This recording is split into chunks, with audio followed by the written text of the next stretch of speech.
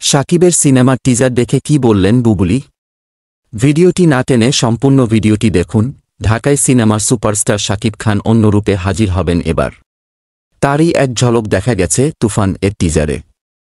প্রিয় নায়কের এই লুকে নজর কেড়েছে সবার, তাই তো হু হু করে বেড়েছে ভিউয়ের সংখ্যা।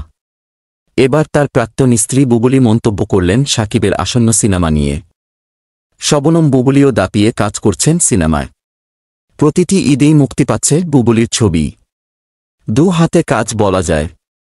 তিনি সম্প্রতি ক্যামেরার সামনে দাঁড়িয়েছিলেন, জবাব দিয়েছেন সংবাদ মাধ্যমের প্রশ্নে। রাজকুমারের মতো এবার তুফান নিয়েও বুবুলিকে প্রশ্ন করা হয়েছিল, তবে তুফান নিয়ে তিনি সবটাই ইতিবাচক জবাব দিয়েছেন।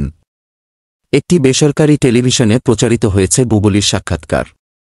সেখানে তুফান প্রসঙ্গে বুবুলি বলেন, আমরা তো জমজমাট ইন্ডাস্ট্রি চাই সবসময়।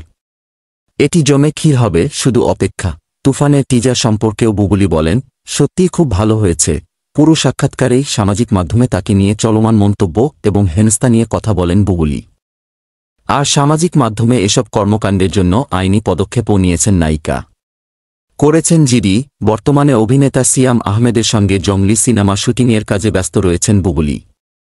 রমজানের ঈদে শরীফুল রাজের সঙ্গে বুবুলির দেয়ালের দেশ মুক্তি পেয়েছে। দর্শক নন্দিত হয়েছে সিনেমাটি।